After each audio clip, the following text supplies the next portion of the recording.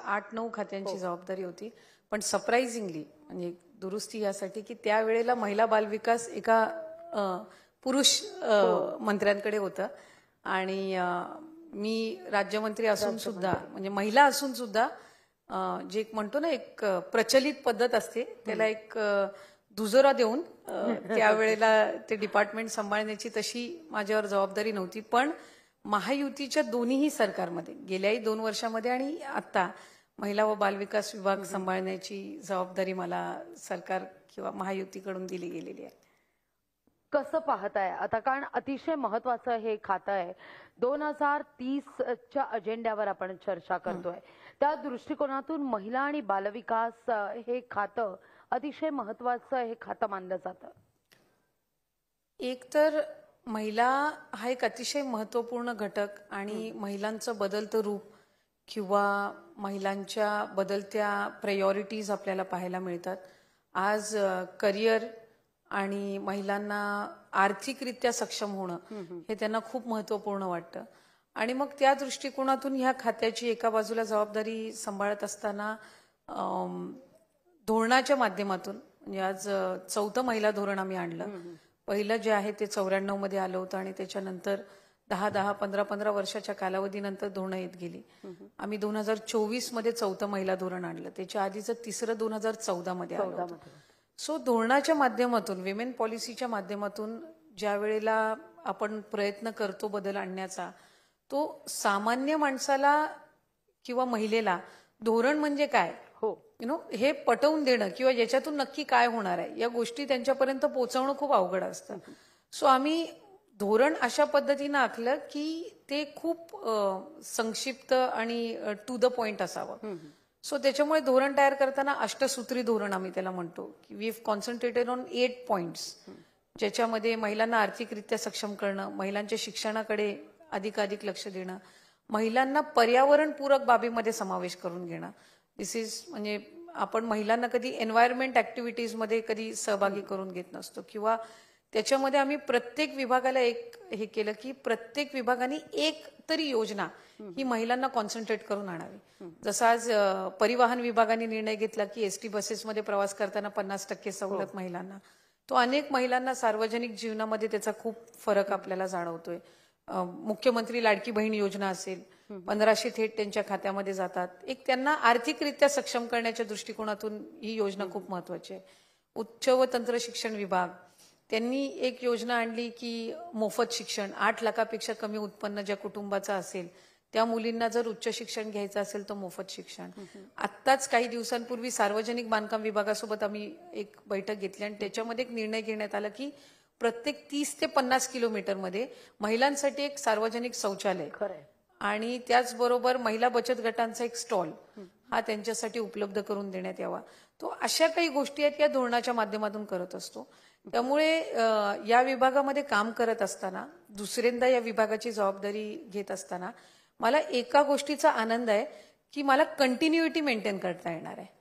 ती खूप महत्वपूर्ण गोष्ट असते कारण आपण 2 वर्ष एक उद्दिष्ट ठेवून काम केलेलं आहे आणि ज्या काही गोष्टी आपण हाती घेतलेल्या आहेत त्या कंटिन्यू कशा ठेवायच्या नव्हतं, त्याला एक सातत्य राहणं खूप गरजेचं असतं. ज्या वेळेला एखादी व्यक्ती ती विभाग सांभाळत असते तो काही निर्णय त्यांनी काही एक विजन ठेवून घेतलेले असतात. सो सातत्य ठेवण्याच्या दृष्टिकोनातून मला असं वाटतं की पुन्हा एकदा ही संधी मिळणं हे माझ्यासाठी खूप महत्वपूर्ण आहे. प्लस मेजरली ती स्टेबिलिटीच्या याच्यामध्ये मिळणं आणि तिन्ही नेतृत्व तसं पाहायला गेलं तरी रोल इंटरचेंज जरी असला तरीही तिघही ती कंटिन्युइटी मेंटेन करण्याच्या दृष्टिकोनातून पण महत्वपूर्ण आहेत. फडणवीस साहेब मुख्यमंत्री आहेत, उपमुख्यमंत्री शिंदे साहेब आणि अजितदादा आहेत. त्याच्यामुळे या आधी सुद्धा 2 वर्ष मी त्यांच्या नेतृत्वाखाली काम केलं.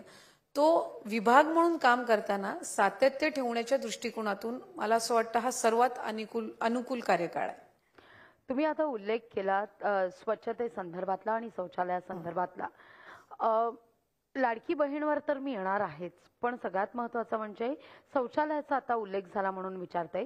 अजूनही हायवेतून जाताना किंवा अगदी आसपासच्या परिसरातून जाताना आपणही विचार करतो की इथं वॉशरूमला जाणं योग्य आहे ना.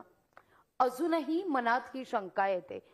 आज महाराष्ट्र पुरोगामी महाराष्ट्र आपण पाहतोय, त्याही वेळेला आपल्या मनात जर ही शंका येत असेल तर त्यावेळी मात्र या सगळ्या बाबी पाहता या दृष्टिकोनातून महत्वाची पावलं लवकरात लवकर उचलावीत असं नाही का वाटत? त्याच्यात 2-3 गोष्टी आहेत. या संदर्भातला विचार किंवा एकंदर जी पावलं आहेत ही याच्या आधी सुद्धा उचलण्याची सुरुवात झाली. आज जर तुम्ही बघाल तर प्रशासकीय इमारतींमध्ये हिरकणी कक्ष असणं मेंडेटरी आहे, किंवा तुमचे सार्वजनिक जे काही प्रशासकीय कार्यालय आहेत तिथे महिलांसाठी स्वतंत्र बसण्याची व्यवस्था, किंवा ज्या गरोदर महिला आहेत किंवा जस्ट डिलिव्हरी झालेल्या लहान बाळासोबत जे येतात त्यांच्यासाठीच्या सुविधा या त्याच्यामध्ये मॅन्डेटरी आहेत. आणि त्या पद्धतीनं नवीन प्रशासकीय किंवा शासकीय कार्यालय जे असतात त्याच्यामध्ये त्या उपलब्ध सुद्धा होतात. अनेक कार्यालयांमध्ये किंवा अगदी तुमच्या तालुका पातळीवरच्या कार्यालयांमध्ये सुद्धा महिलांसाठी सॅनिटरी नॅपकिन्सच्या ज्या मशीन्स असतात किंवा वेंडिंग मशीन्स ज्या असतात त्या सुद्धा उपलब्ध करून दिल्या जातात. पण एक गोष्ट निश्चितपणाने आहे जी अधिक आम्हाला कोविडच्या कालावधीमध्ये जाणवली, ज्या वेळेला सगळीकडे लॉकडाऊन होतं त्यावेळेला प्रवास करत असताना, म्हणजे आम्ही ज्या वेळेला अनेकदा आमच्या जिल्ह्यातून मंत्रालयापर्यंत यायचो, कधी काही लॉकडाऊनच्या याच्यात काही अत्यावश्यक ज्या वेळेला बाबी असायच्या त्यावेळेला आमच्या समोर सुद्धा हा प्रश्न यायचा, कारण लॉकडाऊनमध्ये सगळंच म्हणजे बाकी सुद्धा सगळेच ऑप्शन्स जे आहेत ते तुमच्यासाठी बंद होते. आणि त्यावेळेला पहिल्यांदा धोरणामध्ये हे इम्प्लिमेंट करण्याचं किंवा इन्क्लूड करण्याचा विषय निघाला. कारण बऱ्याचशा वेळेला असं असतं ना की ज्या वेळेला सगळं सुरळीत चालू असतं तेव्हा not necessary that you are dependent on government infrastructure, कारण तुम्हाला इतरही बरेच ऑप्शन्स असतात. पण ज्या वेळेला ते नसतात त्यावेळेला त्या गोष्टीची एक कमतरता आपल्याला अधिकरित्या जाणवते. तो त्यावेळेला आम्ही सार्वजनिक बांधकाम विभागाकडे धोरणामध्येच हा विषय घेतला की सार्वजनिक बांधकाम विभागाने मॅन्डेटरी जे स्टेट हायवेज आहेत किंवा जे आत्ता अंडर कन्स्ट्रक्शन आहेत किंवा आधी कन्स्ट्रक्टेड आहेत त्यांनी किमान 30 to 50 किलोमीटर्स 30 ते 50 किलोमीटरच्या पेरिफेरीमध्ये 30-50 किलोमीटरच्या पेरिफेरीमध्ये महिलांसाठी शौचालय उपलब्ध करून देणं, आणि नुसते ते उपलब्ध करून देणं नाही तर ते सुअवस्थेमध्ये राहणं so that they can be utilize. ते इमारत आपण ती बांधून देतो पण तिचं मेंटेनन्स आणि ती वापरात चालू ठेवणं किंवा ती स्वच्छ ठेवणं हा त्याच्यातला एक महत्वपूर्ण भाग आहे. आणि त्या दृष्टिकोनातून सार्वजनिक बांधकाम विभागाने त्या पद्धतीने तो निर्णय घेतलेला आहे आणि ते आपल्या पुढच्या कालावधीमध्ये झालेला पाहायला मिळेल. तर त्या बाबतीतलं एक मला निश्चितपणाने एक समाधान आहे. आणि या व्यतिरिक्त ज्या ज्या पब्लिक रिलेटेड ज्या इन्फ्रास्ट्रक्चर्स आहेत जसे बस स्टँड असतील किंवा इतर रेल्वे स्टेशन असतील इथे सुद्धा मॅन्डेटरी महिलांसाठी एक स्वतंत्र रूम आणि शौचालय हा सुद्धा एक निर्णय सार्वजनिक बांधकाम विभागाकडनं महिला व बालविकास विभागाने तो त्यांच्याकडे हे केला आणि तो झाला. तो या बेसिक काही गोष्टी आहेत या पुढच्या कालावधीमध्ये या सगळ्या गोष्टीच्या दृष्टिकोनातून खूप महत्व आहे. आणि आधी का नाही झालं किंवा हे आधी व्हायला पाहिजे होतं 100% we agree to it, but त्याच्यामध्ये अधिक पडण्यापेक्षा आपण ज्या क्षणाला आहोत तिथून ते चांगलं पाऊल उचलणं मला वाटतं या गोष्टीला जास्ती महत्व आहे. खरंय. आणि तुम्ही जो उल्लेख केलात की लाडकी बहीण योजना ही विधानसभा निवडणुकीमध्ये गेम चेंजर ठरली आणि तोच मुद्दा आता विरोधकांकडून वारंवार उपस्थित केला जातोय जेव्हा त्या योजनेतील लाभार्थ्यांविषयी फेर तपासणी होतीये. ऍक्च्युली एक गैरसमज त्या सगळ्याबद्दलचा एक पसरवला जातोय. कारण ज्या वेळेला ही योजना घोषित झाली त्या वेळेपासून जुलै महिन्यामध्ये आम्ही त्याची रजिस्ट्रेशन सुरू केलं जुलै 2024 मध्ये. आणि जुलै 2024 मध्ये फॉर्म्स यायला सुरुवात झाली. जुलै एंड मध्ये आम्ही पहिली स्क्रुटिनी चालू केली. त्याही वेळेला पहिल्या स्क्रुटिनीमध्ये जवळपास 70-80 हजार फॉर्म्स बाद झाले होते. त्याच्यानंतर ऑगस्ट महिन्यामध्ये केली, ऑक्टोबरमध्ये केले, ज्या ज्या वेळेला फॉर्म्स येत होते सप्टेंबरमध्ये.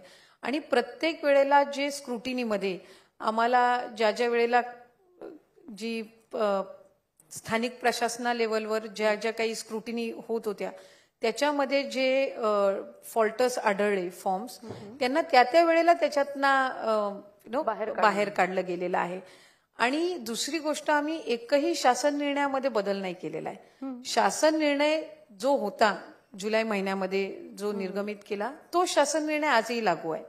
फक्त याच्यामध्ये कंप्लेंट्स ज्या यायला लागल्या, ज्या ऑक्टोबर महिन्यामध्ये आल्या, सप्टेंबर महिन्यामध्ये आल्या, त्या वेळेला त्या कंप्लेंटचं निरासनी झालं, त्या वेळेला जे फॉल्टर्स होते त्यांच्यावरती योग्य ती कारवाई झाली, त्यांचा जो लाभ आहे तो थांबवण्यात आला, ते बँक अकाउंट सील करण्यात आले, हे त्या वेळेला केलेलं आहे. फक्त आता इलेक्शन नंतर ज्या वेळेला असं आपण म्हणतो की ही योजना गेम चेंजर ठरली आहे, इथेच मूळ त्याचं आहे की गेम चेंजर ठरले म्हटल्यावर आता त्याच्यामध्ये काहीतरी चुका काढणं. आणि एका बाजूला आपण म्हणतो की ती योजना आहे ती गरजूंसाठी आहे. आज आम्ही साधारणपणे ज्या वेळेला योजना घोषित केली त्यावेळेला 2.5 कोटी महिलांना लाभ मिळेल अशाच पद्धतीनं एक साधारणपणे आकडा होता की 2.5 कोटी महिलांना त्याचा लाभ मिळेल. जवळपास 2,60 लक्षपेक्षा जास्ती रजिस्ट्रेशन झाले. अच्छा. आज लाभार्थ्यांची संख्या 2,40,00,000 किंवा 2,41,00,000 या ह्याच्यानुसार आहे. म्हणजे त्या वेळेला त्याची स्क्रुटिनी होत गेली म्हणून तर हे डिफॉल्टर्स तिथपर्यंत किंवा फॉल्टर्स तिथपर्यंत आले नाही ना. नाहीतर जर 2,60,00,000 जर रजिस्ट्रेशन झालं होतं आणि त्यांना जर निवडणुकीपूर्वी जर लाभ दिला असता तर हे आपण म्हणू शकलो असतो की शासनाने त्यावेळेला ते केलेलं आहे आणि आता ते त्यांच्याच ह्याच्यामध्ये बदल करतायत. पण ज्या वेळेला आम्हाला चुकीचे फॉर्म्स आढळले किंवा त्याच्यामध्ये काही स्क्रुटिनी करत असताना कमतरता जाणवल्या त्या वेळेला त्या लाभार्थ्यांना म्हणजे ड्रॉप केलेलं आहे. त्यांना त्या लाभापर्यंत कधी त्या स्टेजला चाललेलं किती लाभार्थ्यांना आपण लाडकी बहीण योजनेतून ड्रॉप केलं? नाही, ह्या जो मी म्हटल्याप्रमाणे रजिस्ट्रेशन जसं जसं होत गेलं आणि याच्यामध्ये एक गोष्ट आपण लक्षात घेणं गरजेचं आहे की रजिस्ट्रेशन ही कंटिन्युअस प्रोसिजर आहे. आता ती बंद आहे. हो. कारण बहुतांशी यांचं 99.9% रजिस्ट्रेशन झालेलं आहे. पण काही अर्ज जुलै महिन्यात आले, त्यांची स्क्रुटिनी ऑगस्ट महिन्यामध्ये झाली. म्हणजे ते ऑगस्टमध्येच तिथे जे काही फॉल्टर्स आढळले असतील ते तिथल्या तिथे ड्रॉप झाले. काही ऑगस्ट महिन्यामध्ये रजिस्ट्रेशन केलेलं आहे, काहींनी सप्टेंबरमध्ये केलेलं आहे. तो every month this scrutiny is going on. It is not as in की आम्ही अचानक काहीतरी वेगळं सुरू केलेलं आहे. पण सप्टेंबर, ऑक्टोबर, नोव्हेंबर महिन्यामध्ये जे काही कंप्लेंट झाल्या, ऑक्टोबर महिन्यामध्ये आचारसंहिता असल्यामुळे ती सगळी प्रोसिजर साधारणपणे थांबलेली होती. ती डिसेंबर पासून परत सुरू केल्यानंतर त्याच्यामधले काही कंप्लेंट बेस जे आले त्यानुसारची स्क्रुटिनी केली. त्याच्यातनं काही 3-4 लाख जे लाभार्थी आहेत जे लाभ घेत होते आणि काही असे होते ज्यांनी स्वतःहून सुद्धा लाभ परत करण्याची भूमिका घेतली. या व्यतिरिक्त कुठल्याही लाडक्या बहिणीचा लाभ आतापर्यंत त्यांच्या खात्यातून आम्ही काढून घेतलाय का अशा पद्धतीचा कुठला निर्णय घेतलेला आहे असं एकही अशी घटना घडलेली नाहीये. जसं तुम्ही उल्लेख करताय की या घडीला आता 2,41,00,000 हे लाभार्थी आहेत लाडक्या बहिणीचे. तुम्ही म्हणताय ही स्क्रुटिनी अगदी सुरुवातीपासून होती, फेर तपासणी सातत्यानं अगदी महिन्याला होत होती. आता मात्र विरोधकांचं असं म्हणणं आहे ही स्क्रुटिनी केली जाते कारण या योजनांचा भार तिजोरीवर पडलेला आहे आणि त्यामुळे ते कुठेतरी बॅलन्स करण्याकरता म्हणून ही फेर तपासणी केली जाते आणि हळूहळू फेर तपासणी करता करता कालांतरानं ही योजनाच कालबाह्य ठरेल. एक तर ही योजना जाहीर केलेली आहे लाडक्या बहिणींसाठी आणि ती कधीही बंद होणार नाही ही भूमिका महायुतीच्या सरकारने नेहमी ठेवलेली आहे. विरोधक टीका करत असताना याच्यामध्ये खूप दुटप्पीपणा आहे. एक तर आम्ही ही योजना आणली त्याच्यामध्ये आम्ही 1,500चा लाभ महिलांना देतोय. ज्या वेळेला विरोधकांनी विधानसभेच्या वेळेला त्यांचा मॅनिफेस्टो जाहीर केला त्यावेळेला ते म्हटले की आम्ही 3,000 देऊ जर आमचं महाविकास आघाडीचं सरकार आलं तर. म्हणजे जर 1,500नी राज्याच्या तिजोरीवर भार पडत असेल तर मग ते 3,000 कुठल्या बेसिसवर म्हणत होते, त्याचा अभ्यास त्यांनी केला नव्हता का, हा तर आम्ही विरोधकांना पहिला प्रश्न विचारतो. कारण 1,500 ज्या वेळेला आम्ही ठेवले त्यावेळेला आम्ही 3,000 ठेवू शकलो असतो. बट 1,500 हे आर्थिकरित्या आणि ज्या वेळेला एखादी योजना आपण सुरू करतो त्यावेळेला ह्या सगळ्या बाबींचा विचार करून ती करण्यात येते. योजना ही गरजूंसाठी असते. जर कुठेही त्याचा कोण गैरफायदा घेत असेल आणि त्याला जर थांबवण्यात येत असेल किंवा त्याच्यावर जर कारवाई होत असेल तर मला असं वाटतं की ती योग्यच आहे. म्हणजे त्याच्यामध्ये काही दुमत असण्याचं कारण नाही. आणि आमच्याकडे वेळोवेळी जी काही प्रायमरी स्क्रुटिनी केली आहे त्यामध्ये किती लाभार्थी किती महिलांनी फॉर्म भरले होते, किती योजनेसाठी पात्र होत नव्हते, ज्यांना त्याच वेळेला फॉर्म म्हणजे परमनंट रिजेक्शन करण्यात आलेलं होतं, हे सगळं सुद्धा विभागाकडे त्या वेळेला केलेलं आहे. त्याच्यामुळे असं दुटप्पीपणाने की ही योजना बंदच होणार आहे, जर बंद करायची असती तर आम्ही त्या पद्धतीनं ती क्रॉस व्हेरीफाय करण्याची सुद्धा हे केली नसती, मग अचानकच एकदमच बंद केली असती. त्याच्यामुळे ही योजना चालू राहण्याच्या दृष्टिकोनातून आपण पावलं उचलत आहोत एक, आणि ती कायमस्वरूपी चालू राहणार. महिलांसाठी सुरू केलेली ही योजना ही महायुतीच्या सरकारची महत्वाकांक्षी योजना आहे. ती अशा पद्धतीनं कोणीही बंद करण्याचा विचारही कधी मनामध्ये आणूही शकत नाही आणि कोणी कधी करणारही नाही. कारण ज्या योजनेने महिलांच्या आयुष्यामध्ये आनंद आलाय तो आनंद हिरावून किंवा हिसकावून घेणं महायुतीचं सरकार कधीच करणार नाही. मग जे 2100 रुपये करण्याचा मध्यंतरी सरकारचा मानस होता की टप्प्याटप्प्यानं ही रक्कम वाढवली जाईल, सुरुवातीला 1500 आणि मग ती 2100. मग 2100चं हे उद्दिष्ट सरकार कधीपर्यंत पूर्ण करेल? मला असं वाटतं गेल्या पाडव्याच्या दरम्यान रक्षाबंधनच्या वेळेला ही योजना सुरू झालेली होती. राखी पौर्णिमेच्या वेळेला ही योजना सुरू झालेली होती. तर साधारणतः 2100 रुपये जमा करण्याच्या दृष्टीनं सरकार कधी उद्दिष्ट पूर्ण करेल? मी जसं आपल्याला म्हटलं तसं की एखादी योजना ज्या वेळेला आपण आणत असतो त्यावेळेला तिचं सातत्य राहणं, ती कायमस्वरूपी किंवा दीर्घकाळ उपलब्ध राहणं, ह्या सगळ्या दृष्टिकोनातून ज्या वेळेला राज्य शासनाची तयारी, आणि आम्ही ते आमच्या मॅनिफेस्टोमध्ये आमच्या जाहीरनाम्यामध्ये आम्ही ते केलेलं आहे. त्याच्यामुळे महायुतीचं सरकार निश्चितपणाने ते करणार आहे आणि त्या पद्धतीनं योग्य ती पावलं सुद्धा आम्ही उचलण्याचं, ज्या वेळेला आम्हाला राज्याचे मुख्यमंत्री आणि दोन्ही उपमुख्यमंत्री त्या संदर्भातलं सूचना ज्या वेळेला त्यांच्याकडून येईल त्यावेळेला निश्चितपणाने होईलच. पण एक मी आपल्याला सांगू इच्छिते की जे वचन आम्ही लाडक्या बहिणींना दिलेलं आहे की त्यांचा हा लाभ 2100 करणार, तो पुढच्या या महायुती सरकारच्या कालावधीमध्ये निश्चितपणाने होईल. क्या बात आहे. फार महत्वाची खरं तर घोषणा तुम्ही या ठिकाणी केली. मध्यंतरीच्या काळात अदितीताई तुम्ही तृतीयपंथी जोडप्यांचं विवाह लावून दिलेला होता. सामुदायिक पद्धतीनं हा विवाह लावण्यासंदर्भात एक बातमी प्रसिद्ध झालेली होती. मला खरं तर त्या संदर्भात एक महत्वाचा मुद्दा उपस्थित करावासा वाटतोय, कारण तुमच्याकडे महिला आणि बालविकास खातं आहे. त्या अनुषंगानं तृतीयपंथीयांना सुद्धा या प्रवाहात आणण्याच्या दृष्टीनं, रोजगार उपलब्ध करून देण्याच्या दृष्टिकोनातून सरकार म्हणून एक विजन 2030 म्हणून आपण काही विचाराधीन आहोत का?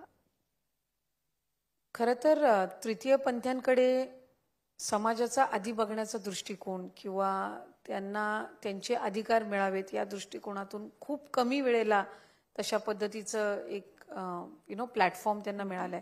मला आठवते ज्या वेळेला आम्ही महिला धोरण करत होतो त्यावेळेला अनेक सजेशन्स असे यायचे की तृतीयपंथींना सुद्धा तुम्ही महिला धोरणामध्ये सहभागी करून घ्या. त्यावेळेला एक म्हणजे क्लॅरिटी आमच्या ह्याच्यामध्ये होती की तृतीयपंथींसाठी एक स्वतंत्र धोरण असलं पाहिजे. म्हणजे आपण जे जनरल धोरण कुठलंही विभाग आणत असतं ते सर्वसाधारण सगळ्यांसाठी असतं. महिला धोरण जे आपण आणतो ते महिलांना आणि पुढच्या 5-10 वर्षाच्या दृष्टिकोनातून असतं.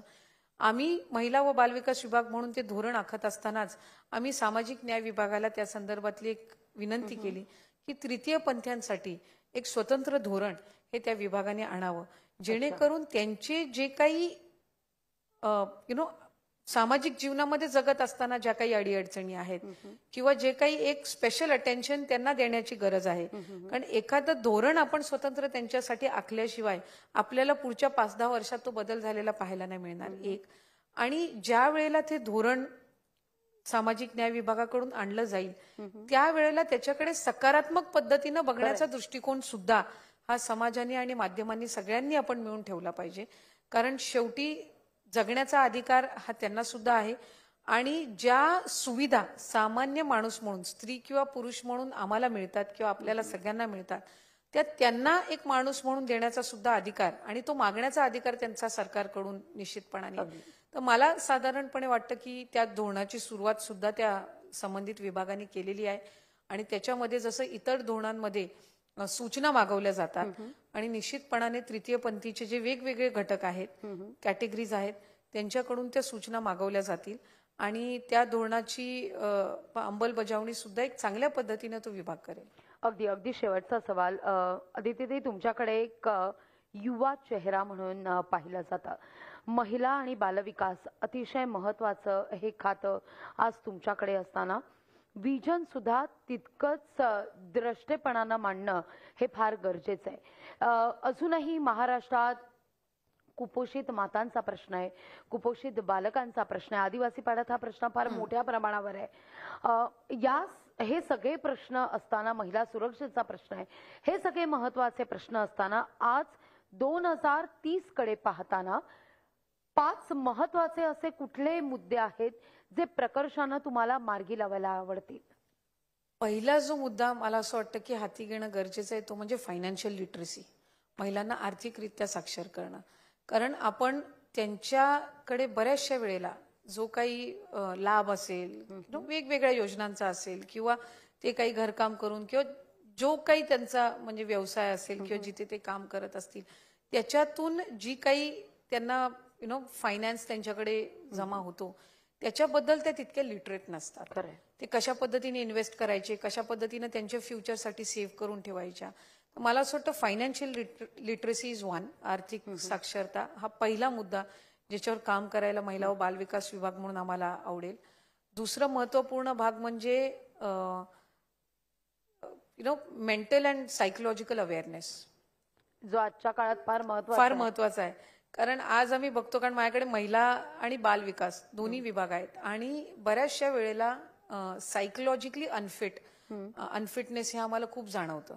अगदी मुलांमध्ये सुद्धा, लहान बालकांमध्ये सुद्धा आणि महिलांमध्ये सुद्धा. आम्ही महिला धोरणमध्ये एक महत्वपूर्ण घेतलंय postpartum depression. That is one thing जे आम्हाला खूप त्याच्यावर काम करायला आवडेल आणि त्याची आम्ही सुरुवात सुद्धा केलेली आहे की त्याच्याबद्दल अवेअरनेस आणणं. कारण बऱ्याचशा वेळेला ज्या गरोदर माता असतात किंवा जस्ट न्यूबॉर्न बेबी असतो, सगळं आयुष्य त्यांच्या अवतीभोवती असतं, स्पेशली वर्किंग विमेन्स, आणि त्यांना हे पोस्टपार्टम डिप्रेशन काय आहे याबद्दल अवेअरनेसच नसते. त्यांना असं वाटतं की हे रुटीन आहे. That is one that we will like to work on. आणि महिलांना, मुलींना माध्यमिक शिक्षण आणि उच्च शिक्षणाकडे जास्तीत जास्त प्रोत्साहित करणं. हे काही गोष्टी आहेत ज्याच्यावर अधिकाधिक काम करायला विभाग म्हणून मला आवडेल. आणि आम्ही मुख्यमंत्री महोदयांनी सुद्धा, फडणवीस साहेबांनी ज्या वेळेला विभाग म्हणून ज्या वेळेला आढावा घेतला त्यावेळेला 100 दिवसांचे टार्गेट होते आणि त्याच्यामध्ये आम्ही सुद्धा कुपोषण हे एक महत्वपूर्ण त्याच्यामध्ये घटक ठेवलेला आहे. आणि त्याच्यात जवळपास 11 जिल्हे आहेत जिथे कुपोषण मध्ये आपण जास्तीत जास्त लक्ष केंद्रित करणं गरजेचं आहे. तर ते आम्ही करण्याचा प्रयत्न करतोय आणि पुढच्या दर 100 दिवसाचं आम्ही त्याचं एक टार्गेट ठेवून आम्ही रिसर्च बेस्ड ऍक्टिव्हिटीजवर जास्ती महत्व देतो. आता हल्लीच्या याच्यामध्ये डेटा आणि research these are the most important things. त्याच्यावर आपण काम करणं खूप गरजेचं आहे. आणि महिला व बालविकास विभाग म्हणून आम्ही ग्रामीण भागाच्या कुपोषणावर लक्ष देतो. पण आता अर्बन भागामध्ये सुद्धा ओबेसिटी आणि दोन्ही गोष्टी खूप वाढलेल्या आहेत. तर त्याच्यामुळे त्या गोष्टीकडे, या 5 गोष्टींकडे आम्ही जास्तीत जास्त म्हणजे महिलांना फायनान्शियली लिटरेट करणं, त्याचबरोबर त्यांना पोस्टपार्टम डिप्रेशन किंवा सायकोलॉजिकल याच्यावर काम करणं, एज्युकेशनकडे त्यांना अधिकाधिक वळवणं आणि कुपोषण या गोष्टी आहेत याच्यावर या 5 वर्षाच्या कालावधीमध्ये याच्यामध्ये चांगला रिझल्ट देणं, या गोष्टीकडे जास्ती लक्ष देतो. आम्ही शब्दाचे तुम्हाला खूप खूप शुभेच्छा या सगळ्या कार्याकरता आणि धन्यवाद आमच्याशी संवाद योजनांचा फायदा पण तुम्ही नीट उचलला पाहिजे.